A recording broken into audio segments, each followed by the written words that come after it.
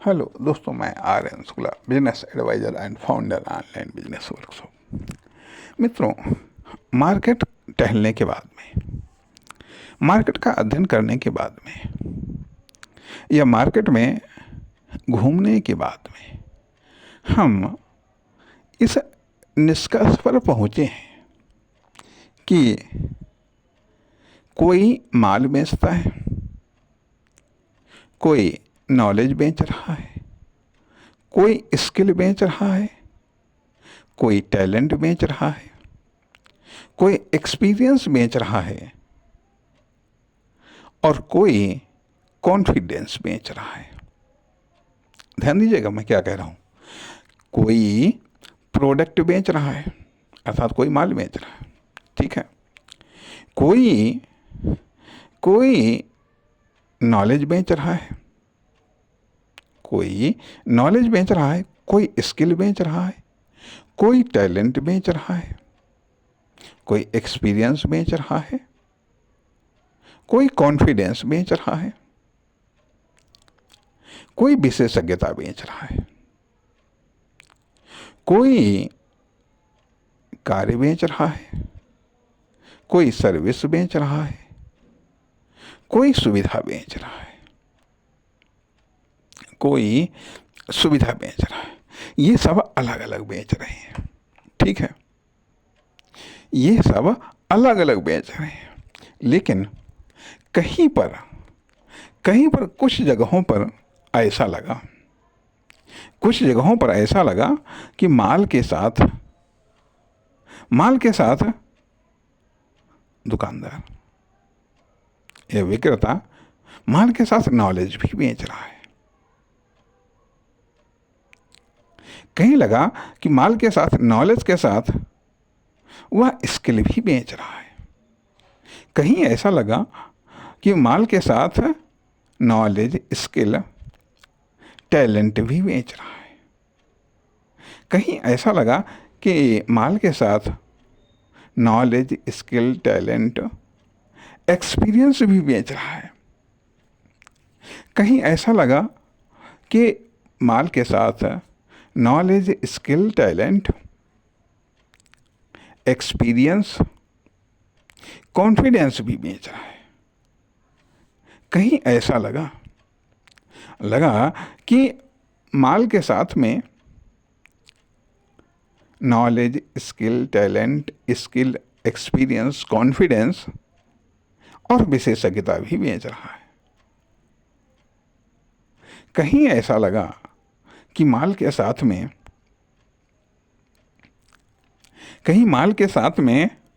वह knowledge, skill, talent,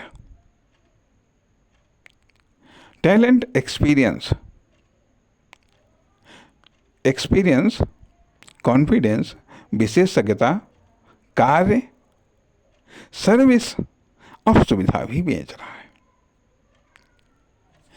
कार्य, service और सुविधा भी बेच रहा है। माल के साथ में सारी की सारी चीज़ों को वो बेच रहा है। अब यहाँ पर माल का सीमित अर्थ में तो प्रोडक्ट अर्थ लगता है, लेकिन यहाँ पर हम माल को व्यापक अर्थ में प्रयोग करने जा रहे हैं। व्यापक अर्थ में माल का अर्थ ये बनता है कि प्रोडक्ट वह भी माल है। यदि आप स्किल बेच रहे हैं तो वह भी एक माल है। और यदि आप टैलेंट बेच रहे हैं वह भी माल है। एक्सपीरियंस बेच रहे हैं वह भी माल है। कॉन्फिडेंस बेच रहे हैं वो भी एक माल है। विशेषज्ञता बेच रहे हैं वह भी एक माल है। और कार्य, सर्विस या सुविधा बेच रहे हैं वह भी एक माल है। तो इसलिए कहीं अर्थात भौतिक या अभौतिक, ये सब माल है।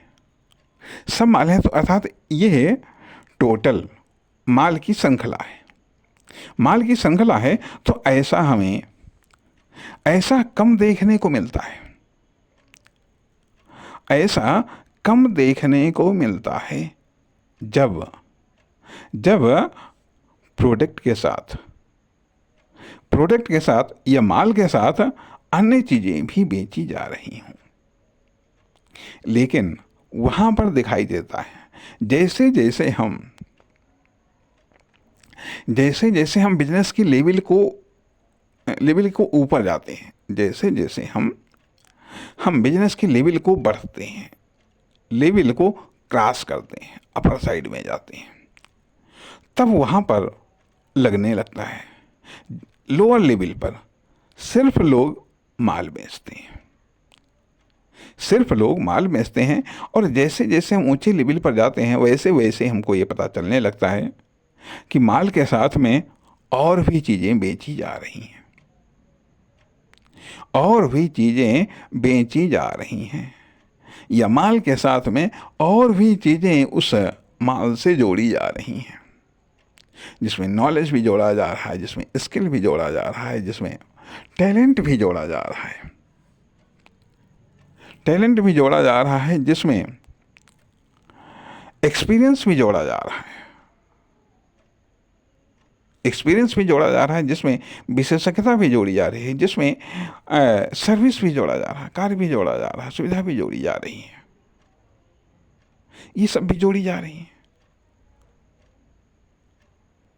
इसलिए और इन सब की टोटल कास्ट उस माल में ऐड होती चली जा रही है।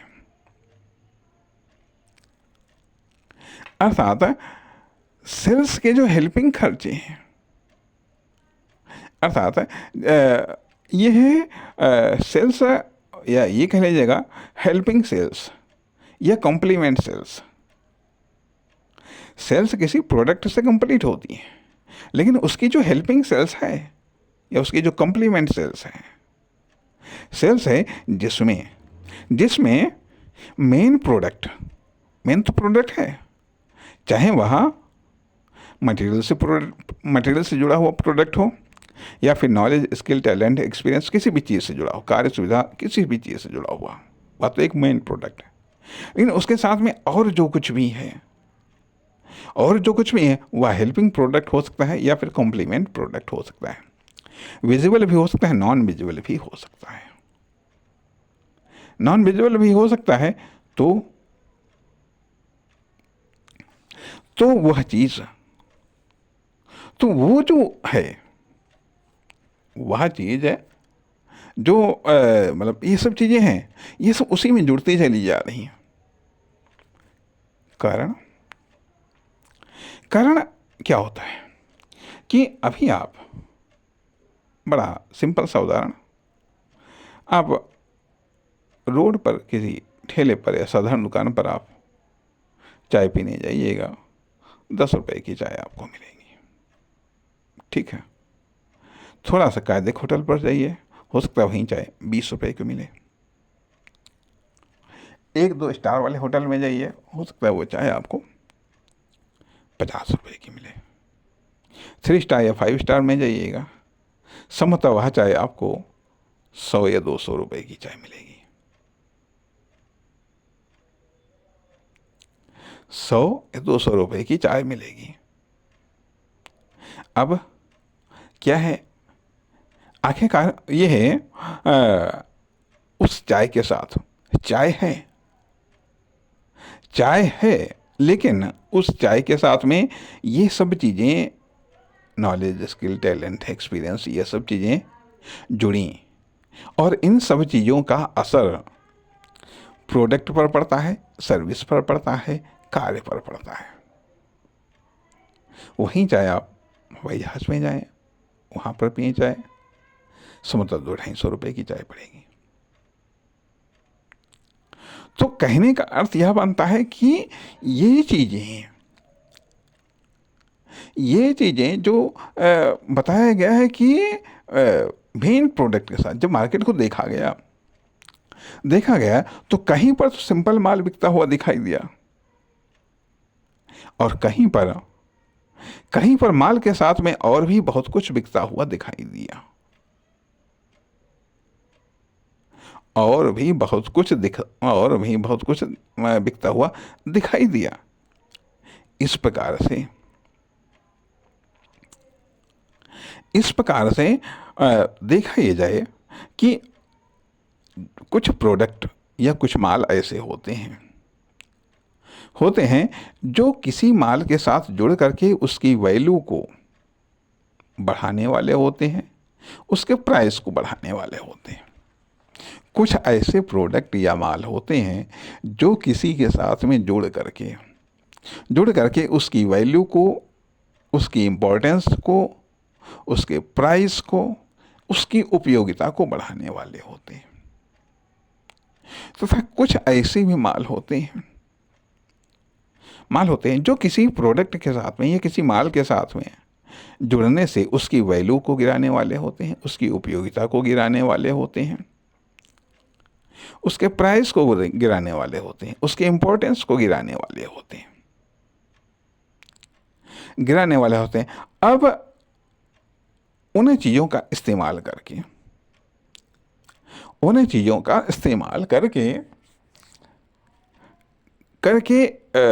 हम उस प्रोडक्ट की, अर्थात अब आमतौर पर ये भी धारणा आती है, एक बेसिक प्रोडक्ट होता है, यह जिसको रॉ मटेरियल बोल सकते हैं, ठीक है। फिर उस बेसिक प्रोडक्ट को निर्मित प्रोडक्ट, या ये कह लीजिएगा नॉन बेसिक प्रोडक्ट या कंप्लीट प्रोडक्ट बनाया जाता है। उसमें कुछ जोड़ करके, कुछ तरीके से जोड़ करके, कुछ परिवर्तन करके, कुछ चेंज करके आदि इत्यादि। कहने का अर्थ है कि कुछ न कुछ उसमें उसकी वैल्यू बढ़ाने के लिए, उसकी उपयोगिता को बढ़ाने के लिए, उसकी इम्पोर्टेंस को बढ़ाने के लिए, उसके प्राइस को बढ़ाने के लिए कुछ न कुछ उसमें ऐड किया जाता है, या कुछ न कुछ उसमें माइनस किया जाता है, कुछ न कुछ किया जाता है। कहा जाता है कि जैसे कि दूध 50-60 रुपए लीटर, ठीक, दूध 50-60 रुपए लीटर। दूध से जब दही बनता है वह 100-120 रुपए किलो। खोया बनता है 400 रुपए किलो, 450 रुपए किलो। मीठा बनता है 500-600 रुपए किलो। घी बनता है 1000 रुपए किलो, 1200 रुपए किलो। 1200 रुपए किलो। अब चीज एक ही है, ठीक है, चीज एक ही है, लेकिन उसकी कास्ट बढ़ गई, लेकिन क्या होता है कि अब आप कहिएगा कि 1 किलो दूध से 1 किलो दही नहीं बन सकता है, 1 किलो दूध से 1 किलो खोया नहीं बन सकता है, और 1 किलो दूध से 1 किलो मीठा नहीं बन सकता है, और 1 किलो दूध से 1 किलो देसी ही नहीं बन सकता है। नहीं बन सकता है तो यहां पर इस बात को समझना पड़ेगा कि आखिरकार वो जो 60 रुपए किलो दूध है, तो 60 रुपए किलो दूध डायरेक्ट 120 रुपए किलो में नहीं बदला, और न ही वो 400 रुपए किलो या 800 रुपए या 1200 रुपए किलो डायरेक्ट नहीं बदला। वो उसकी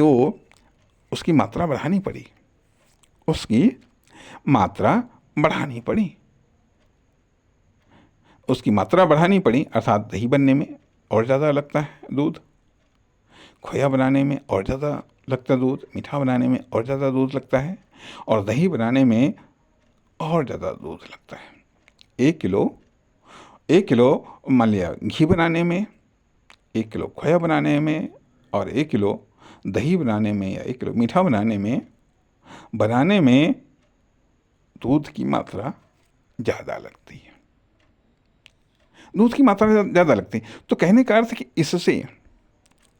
इससे ये जो दूध, अर्थात दूध अपने आप में रॉ मटेरियल हुआ, इसी प्रकार से कोई भी चीज़ लीजिएगा, तो अर्थात एक तो ज़्यादा इस्तेमाल से प्राइस बढ़ता है, और ज़्यादा इस्तेमाल से ज़्यादा इस्तेमाल से जब उसमें रूप रंग आकार प्रकार में उसकी उपयोगिता में वृद्धि हो जाती है तो भी प्राइस बढ़ता है। तो कहने का अर्थ यह बनता है कि प्राइस बढ़ाने के, वैल्यू बढ़ाने के, इम्पोर्टेंस बढ़ाने के तमाम सारे तरीके हो सकते हैं, तमाम सारे तरीके हो सकते हैं, कुछ जोड़ करके, कुछ घटा करके। तो कहने का अर्थ ही हर अर्थ है कि इसमें भी वही चीज़ चाहिए, नॉलेज चाहिए, स्किल चाहिए, टैलेंट चाहिए, एक्सपीरियंस चाहिए, कॉन्फिडेंस चाहिए, ये सब चीज़ें।